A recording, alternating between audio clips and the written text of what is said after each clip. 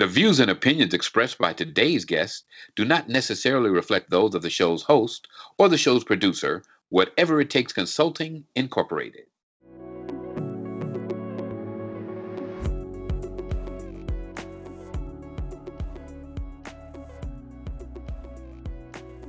Welcome to another episode of Help Jamise Banks Change the World. This month, our topic is urban development and community engagement. You know, we always start with a change the world moment. And this month, we have an amazing young lady whose efforts to change the world extended to the White House under President Obama. And her efforts were so powerful that he came to her city to make a change. Tell them about it, Thomas. This month's Change the World moment is brought to you by 13-year-old activist, philanthropist, and future president Mary Cole Penny. She's on the front lines helping kids to embrace their power through equal opportunity. When the Flint, Michigan water crisis began, instead of feeling helpless, Mary decided to use her voice to help her community and to fight for kids in Flint. Since then, she's expanded her effort to help communities across the nation dealing with toxic water. She says, "My generation will fix this mess of a government. Just watch us." And now to our special guest. We have with us today two amazing individuals who really have committed their lives to making an impact in their communities. We have with us today Karen Freeman-Wilson, born in Gary, Indiana, and actually came back to be the mayor of Gary and make amazing changes in that city. And now she's in Chicago, lighting up the community and making a difference in all kinds of interesting ways that she's going to tell us about. And we also have with us Brandon Cosby. I'm going to take a little personal license here because Brandon and I have set a few trees on fire in the forest. We are educators who have advocated for young people, I think pretty much all of our lives. We were probably the kids in the sandbox teaching the stuff from the book, right? And making sure everybody was doing what they're supposed to do. And now Brandon, I call him Brandon, should have been Habitat for Humanity, now Flanner House Cosby, because he is having farming and senior happenings and all kinds of great stuff in the Flanner House community, fighting off all that gentrification and ensuring that we still have culture, diversity, equity, and inclusion in the city of Indianapolis. So you're going to enjoy this conversation and learn a bunch today about how you can help Jamise Banks change the world. So ladies first, let's start with Karen. I was listening to Urban View. I don't know how many of you guys listen to that on the radio, but they had a great segment about systemic racism and how it started in the city of Chicago, the intentionality of realtors in keeping African Americans and people of color out of certain parts of Chicago. So share with us, Karen, what are you doing now in Chicago? What did you learn from Gary? What do you want us to know about urban development? You know, Jamise, first, let me thank you for the opportunity to join you and Brandon on this podcast. I've been a longtime fan, and it's interesting that you would mention the segregation. The Chicago Urban League actually did a white paper on the cost of segregation in Chicago, probably about 5 or 6 years ago, and it pointed to how the intentional segregation in the city of Chicago really not only costs those in the Black community, but it costs the entire community in terms of the productivity that people lose because of that segregation.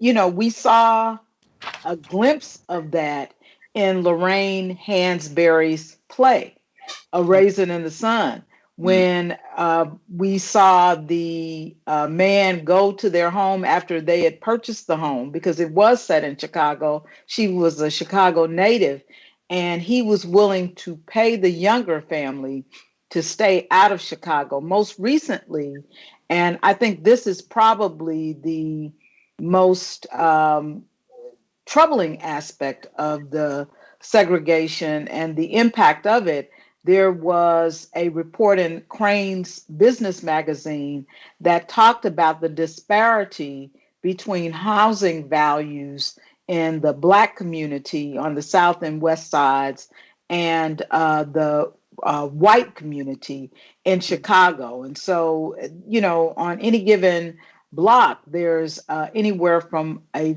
$30,000 to $50,000 disparity in home values for the same residents. And so we are at the Chicago Urban League. Housing and financial empowerment is one of our program areas. We also program in workforce development, in entrepreneurship, in youth services, as well as we have a impact leadership development program. But in our housing and financial empowerment program, we're very intentional that we have coupled housing and financial empowerment, because we know that not only is home ownership a wealth builder, but we also know that the barriers and the challenges that come with home ownership have an impact on a person's financial empowerment. And Brandon, I want to attach you into that because you and I have had some great conversations about the history of Flanner House. And many people don't know that the model that is now Habitat for Humanity really came from Flanner House and people of color, and the whole financial impact, economic impact. So share a little bit about that and what Flanner House is up to now in that regard. Well, Flanner House is 123 years old this year, and the model, the sweat equity model that is most nationally recognized that Habitat for Humanity uses, was actually adopted from Flanner House. Even if you look during the times of the implementation of the GI Bill and the number of Black men who served during World War II, and were trying to realize the benefits that were being denied to most Black men who had enlisted and had served. About 70% of all of those Black folks that ended up actually reaping the benefits on the housing side of the GI Bill actually reaped those benefits here in Indianapolis because of the work that Flanner House was doing, helping build homes. When financial institutions wouldn't cooperate, Flanner House started its own credit union. They started their own development corporation. So it was really kind of this intentional act of saying, like, we recognize the systemic inequities, and rather than push and engage in that, what we're going to do is we'll build the model ourselves, and then we will finance and build and develop and create our own communities. And so that work started in 1936. I'm happy to say that a good number of those homes are still standing, and a good number of them are still owned by those same families. And so this next generation that we're leaning into now is around how do we build a model of home ownership and connectivity so that folks in this historically Black neighborhood here on the near Northwest side can continue to stay. So that we can push back and fight against the model of gentrification by creating our own housing initiative where we work with families here in the neighborhood and the community, and the acquisition of abandoned houses and vacant lots, and doing new home construction or tear down to the studs and renovate to build dream home for clients here in the neighborhood at an affordable price point. With a financial partner in Lake City Bank that commits to never sell the mortgage for the life of the loan, so that our people in our community have a local access point to a financial institution that is committed to staying engaged as a partner with them. I know we have the Chicago area, the Gary area that's trying to come back up, and obviously Indianapolis. Gentrification in general, how is that affecting all of these neighborhoods? And are there some benefits to gentrification? It's, what we always talk about is that there are benefits to economic development, but the real question becomes, how do you do development without displacement? Okay. right? And that's really, what ends up happening when we talk about neighborhoods and communities being gentrified is that the majority of the money that's being passed around, the majority of the development that is being done, it's not with a focus on the residents who are already there.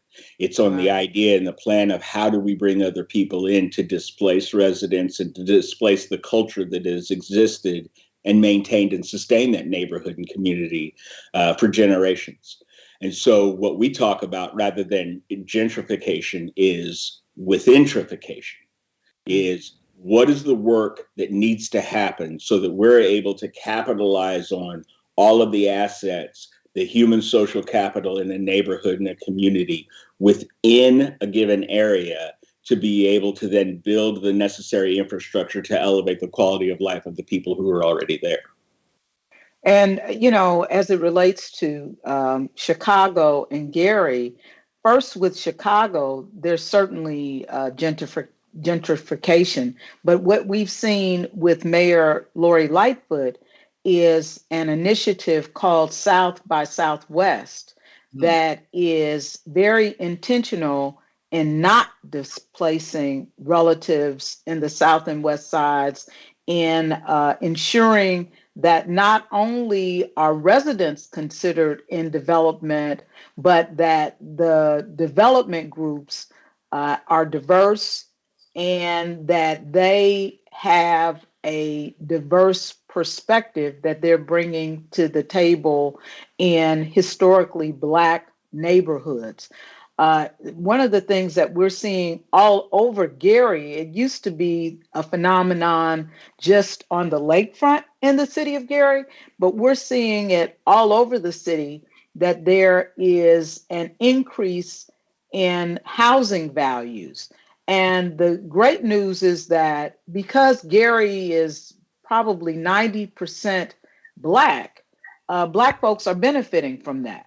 And so while gentrification is always something that you have to watch out for, to the extent that you have legacy cities like Gary and like Flint and some of the other places, the increase in home prices the increases are benefiting those Black folks in those communities. So I want to touch a minute on the economic and financial development part of this, because, we have difficulty as African Americans and people of color amassing wealth. Our homes get sold. I had a very dear friend that just got to the place where she couldn't maintain a really big house, moved to a smaller condo.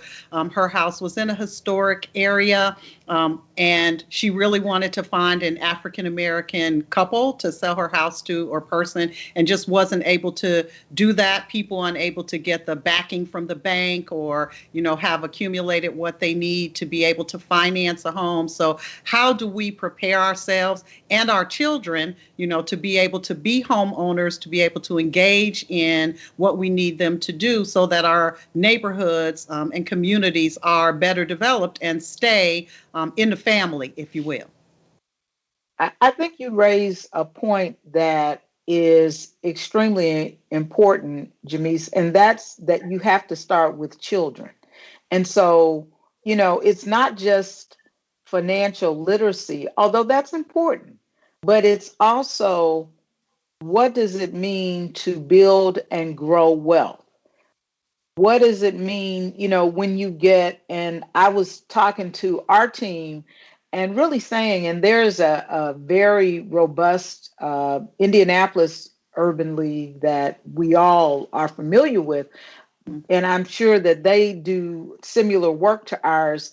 But, I was saying we really missed an opportunity when all of this stimulus money came down the pipe, right? It was our opportunity to say, if you don't really need a car, or if you don't really need some of the things that people were inclined to spend those checks on, think about home ownership in the future. Think about opportunities to really save and amass wealth so that in the future you are in a better situation. And, while, let's say you have 2 or 3 kids, so 3 or 4 thousand seems like a lot of money. It's more money if you save it and use it to build equity and ultimately to build wealth. Yeah. So, Brandon, you guys have kids. You do preschool and all of that. Well, how do you feel, or what's your take on Karen's comments? Well, I mean, obviously, it's always impactful when you can begin to help, children and young people begin to make sense of those kinds of things. But part of it also has to be a reconciliation and an intervention around, what has happened to Black families and Black communities in the context of banking. And so, we had some very direct and blunt conversations with our financial partners about recognizing what the impact of redlining had and continues to have on neighborhoods and communities. And so when you have a financial partner that's really willing to hear that, and then being able to be courageous and bold to come back and say, okay, we recognize these are the lasting effects. So, we as an institution weren't there when it happened, but it's no less our responsibility to lean into it and to help clean it up. Being able to then have that financial partner at the table, working with kids to start their own savings accounts and to understand why that matters and why that's important. Being able to work with their parents or their grandparents and to be able to say, listen, y'all have been second and third generation renters sometimes in the same house or in the same neighborhood. And in that time, you could have bought 2 or 3 houses or bought the whole block for that matter. And so here's a pathway that we're actually going to begin helping you take those steps to ownership.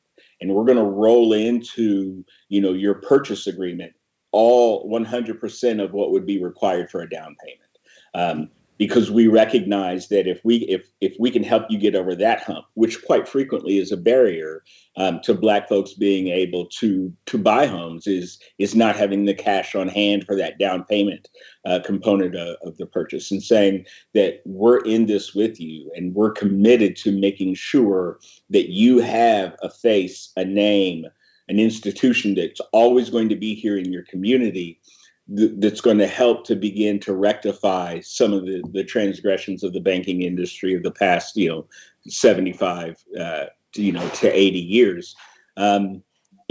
You begin to see it slowly have that kind of transformative effect that we're hoping to really, to scale and to take, throughout most of the Black neighborhoods in the city. So who should be at the forefront of this push? Is it the church? Is it community organizations? Is it the schools? Who do you believe or feel should start pushing this narrative? Yes. All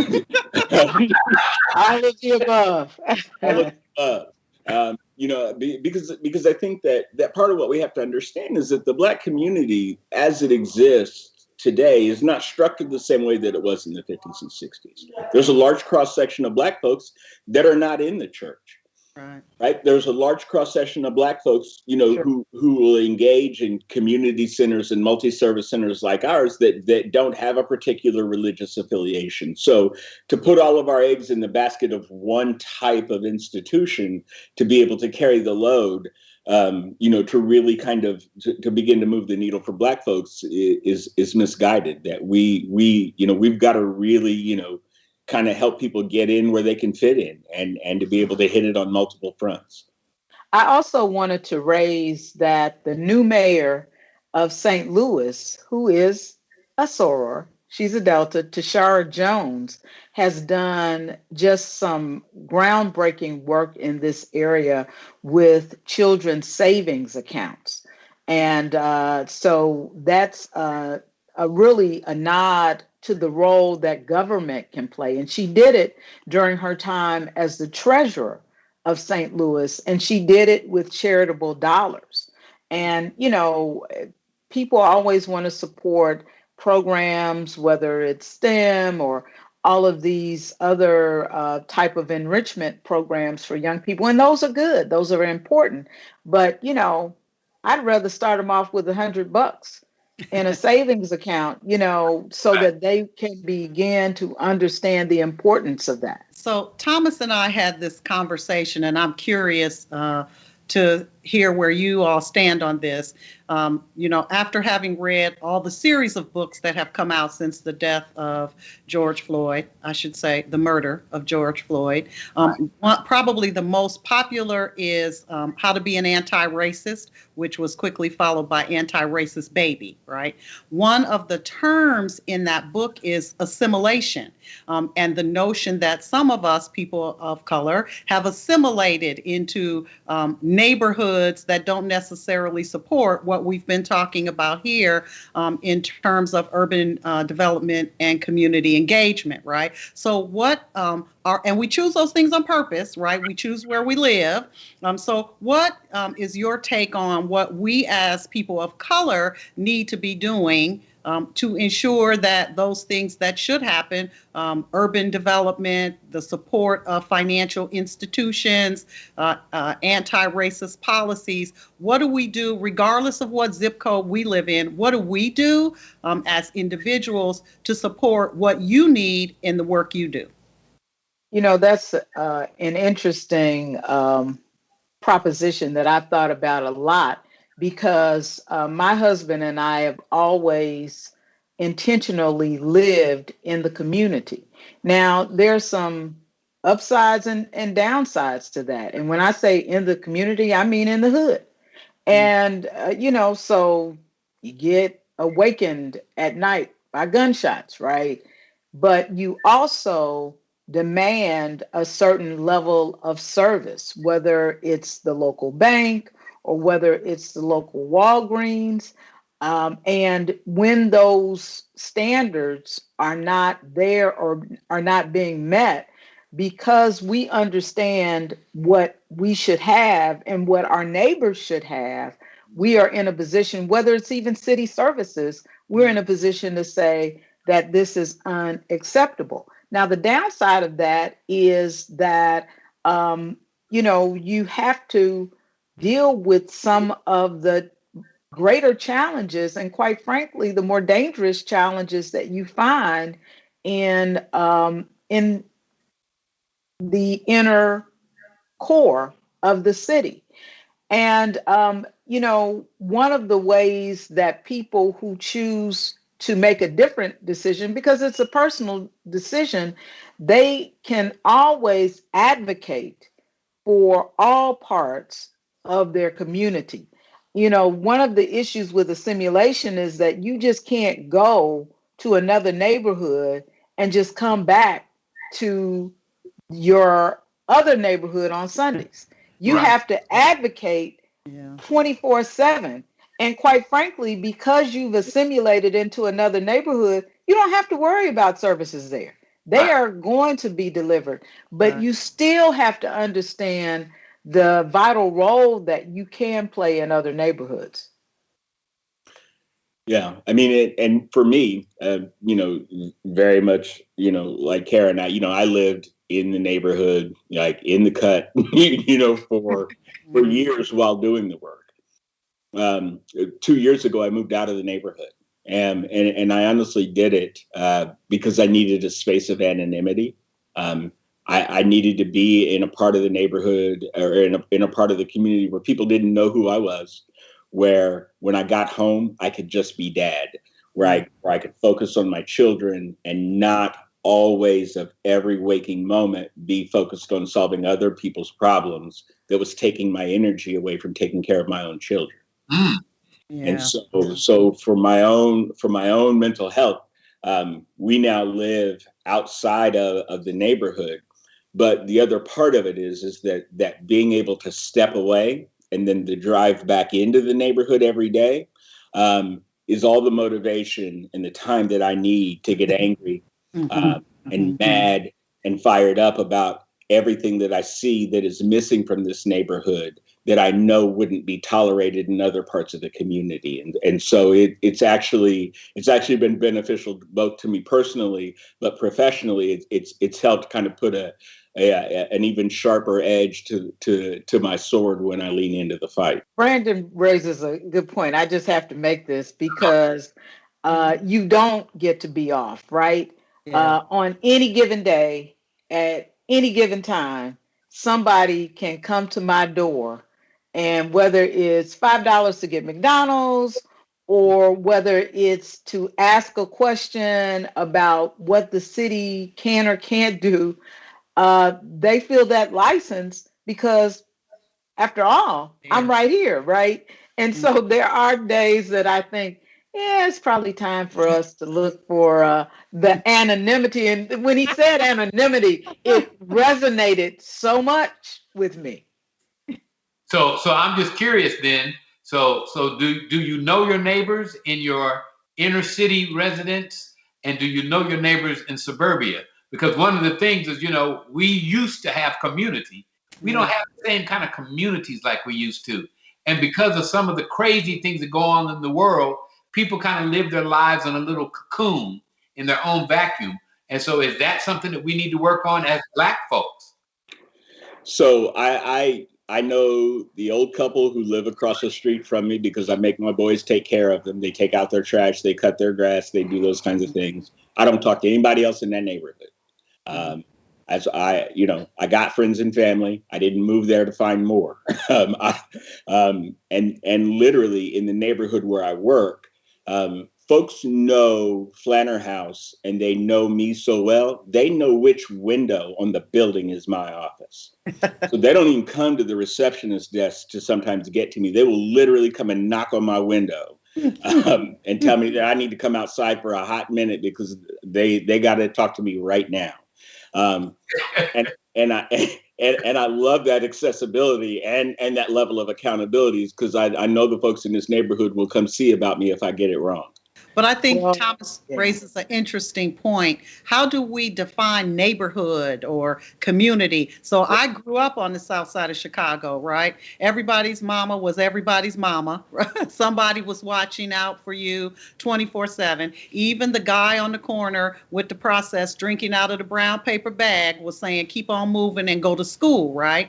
Right. And we don't have neighborhoods in that same vein anymore. Is that a problem? Should we care about, like, what are we, when we talk about urban development, when we talk about community development, that sense of, like you said, Brandon, people knock on your window and feel comfortable doing that. Is that what we want in our neighborhoods, or what do we want community to look like?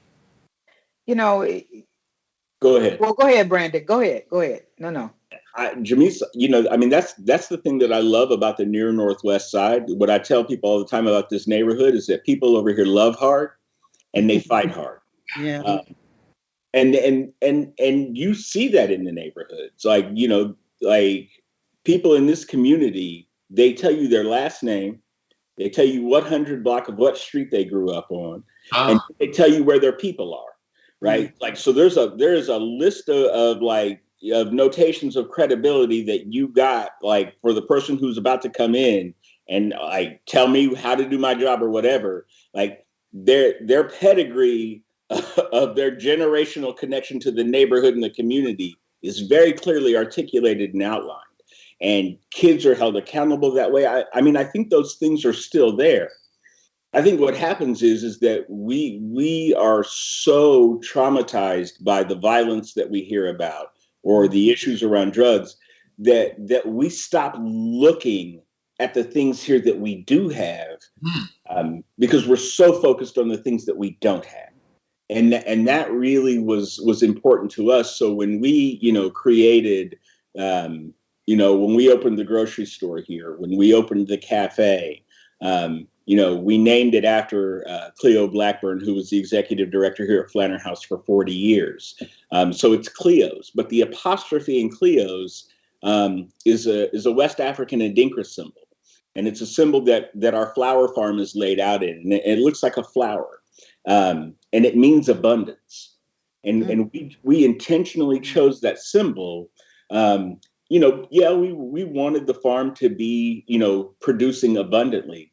But what it really was an homage to the people in this neighborhood, in this community, who'd had the resilience and the passion and the love to hang together through 40 years of disinvestment, through, the so-called desegregation orders, through white flight, through all of these things, that there was still this incredibly deeply passionate group of people who held this community together. And there is an abundance of that kind of love here. And so we really wanted to pay respect to that. And I think that those are the kinds of things that exist in most of our Black communities around the country, that we tend to talk about the negative stuff more than we talk about the things that continue to hold a neighborhood and a community together and sustain it. You were going to say, Karen? No, Brandon is absolutely right. And what I would say is, while you may not have the traditional block that we all grew up on, you have those community gathering places in every city across this country. And I know that we have them in Chicago and Gary and other places. And I think that people are looking to create more and more of that every day, because they recognize how important that is. And while there is a focus on violence, the reality is that the violence has really robbed us, and in many instances, of that the security that allows us to engage with each other. Right. You were more inclined 10, 20 years ago to say something to someone that you knew was engaged in activity that didn't necessarily honor the community. But now you think, well, what are they going to do? Is that going to create danger? You were more inclined to embrace people who needed to have that guidance. And again, there's that question about, well, I don't really know that much about them. But if we're all afraid, then we'll never get out of this cycle. And, while I probably take more risks than I should, I'm willing to go outside of my comfort zone, because our community really does demand that. So I have to ask a political question. We're reading now all of these things about voter suppression, all of the rules that are going to keep people from getting out to the polls. And we all know around this table that policy isn't so much about who is the president, but about who are your local people who are making decisions. So what advice can you give us for what is to come, right? We'll be having elections before we know it, whether that's school board or city mayors or whatever those things are. So what's your advice to us, and what should we be on the lookout for if we're going to continue to grow and support our communities? Loaded, isn't it? I think that, there are a couple of things. We're a voting site, and, we had heard some rumors and some grumblings that there were going to be, armed white supremacists showing up at voting places where Black folks were predominantly casting ballots, to try to intimidate them and scare them away. The revolutionary in me was kind of secretly hoping they would show up here. Know that you, Brandon, that's a very dangerous thought. I know. and that's where, but the flip side of it is that the conversation, that we really have to have within our own communities is around, like, look at the lengths that people are willing to go to try to prevent you from doing something that you're claiming that you really don't have an interest in doing. Like we know that Black folks' level of participation in elections is not where it could be or where it should be. And even in that space, like, these individuals from a party that shall not be named are more concerned about a Black man with a ballot than a white man with an AK-47. And you need to understand the power that you have in that, and let that be the motivating factor of like, listen, I don't care who you go vote for, but because people are working this hard to try to keep you from it, is something that you really need to begin to consider about why it's all the more important for you to actually go and do it. That's absolutely right. We know that there are always going to be people who are going to try and keep us from voting, keep us from excelling, keep us from doing things. The reality is that if we focus on what they are doing, then we will miss it. And so I would say, we can't, and there are things that we can do legislatively to, make our voices heard in terms of the voter suppression laws that are being passed just about in every state house across the nation. But it's not what folks do, it's how you react to it. And at the end of the day, they can make all kinds of rules, but they cannot prevent us when we come out in record numbers. We saw that in Georgia, right? And I suspect we'll see it again. The second thing is, don't get lost in the presidential hype. Because to your earlier point, the down ballot races are more important to our everyday lives. Whether you're talking about school board, whether you're talking about township government in Indiana, whether you're talking about water reclamation district in Chicago, whether you're talking about the mayor's office and the governor's office, all of those races and those that are typically on the ballot at the same time that they are city council are extremely important. State rep, state senator. And so I just hope that people, there are some folks that vote every 4 years just because it's a presidential election. Well, what are you doing on those other years? Are you saying that, that doesn't matter? Come on now. Well, you know what the problem is in that regard, because I was even thinking about running for office here in Indianapolis. We do not know what we don't know.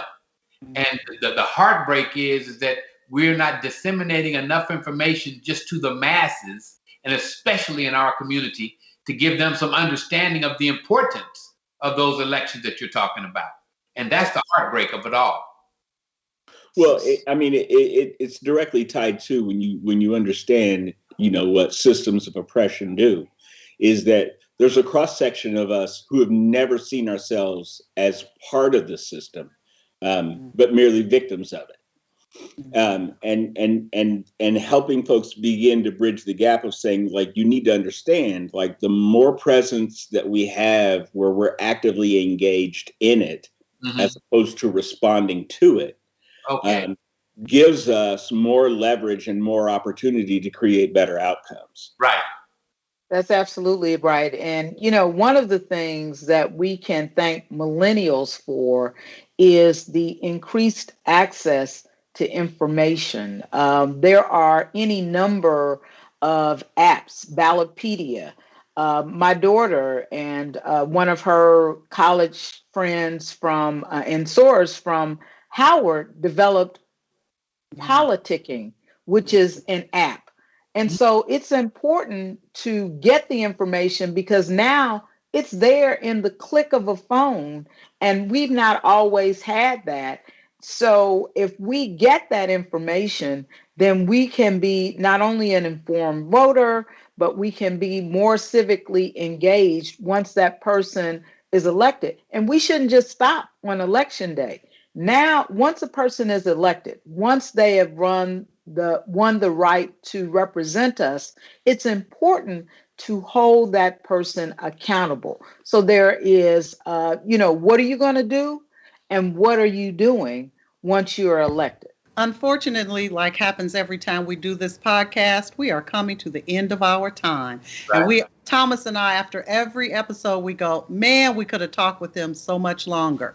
And so we want to first thank you, and we want to give you the opportunity to give parting words. So, we want to help change the world. What are your parting words to people about how they can be a part of that process? And since I started with Karen, I'll start with Brandon and we'll end with Karen in looking at what we can all do to help change the world as it pertains to urban development and community engagement. So, Brandon, your last words. My last words were, number one is don't keep waiting for everybody to get ready. If we wait for everyone, to be ready or to get ready, then nothing is ever going to happen. Harriet Tubman didn't wait for everyone to get ready before she left. She was going, and who was ready to come was coming with her. And I think that sometimes we get stuck in this place of thinking that unity means that 100% of us have to be with us 100% of the time. And the fact is that, when it's time to do work, like whoever shows up and who's ready to lean into the work is exactly who is supposed to be there. And so just don't wait for permission. Don't wait for your time. Don't wait for anybody else. It's the urgency of recognizing that if the spirit hits you and moves you, that it's time to do something, then do it. And do it with the best of intentions with the other folks who are ready to go right then. Powerful words. And we close with my soror, Karen Freeman-Wilson. My last words are first, thanks. I appreciated the ability to be in the conversation. And I would just remind us all that everyone has a unique superpower. We all don't have the same, but we all have one. And with that superpower comes a responsibility to community. And, sometimes we get busy, right? And, we're working or we're providing for our family or we're doing the things that we know are important. But if everybody just uses their ability, their superpower a little bit for the community, then we'll all be better off collectively. Those are powerful words for change. We want to once again thank Brandon Cosby, the Executive Director of Flanner House. If you haven't checked it out, check it out. Amazing community engagement is happening there. And Karen Freeman-Wilson, the CEO and leader of the Chicago Urban League. Thank you so much for spending your time with us today. Make it a great one. Change the world. Okay, Thomas, we did it again. Amazing guests, really amazing guests. Next month, our topic is education, and we're actually going to have a panel of people who are doing some amazing things with young people all around the world, including an engineer from Haiti who's taking a bus throughout Haiti and bringing the internet with only the sun. That sounds great, Jamise. I cannot wait until next month. And don't forget, we're going to continue to work to help you change the world. The views and opinions expressed by today's guests do not necessarily reflect those of the show's host or the show's producer, Whatever It Takes Consulting, Incorporated.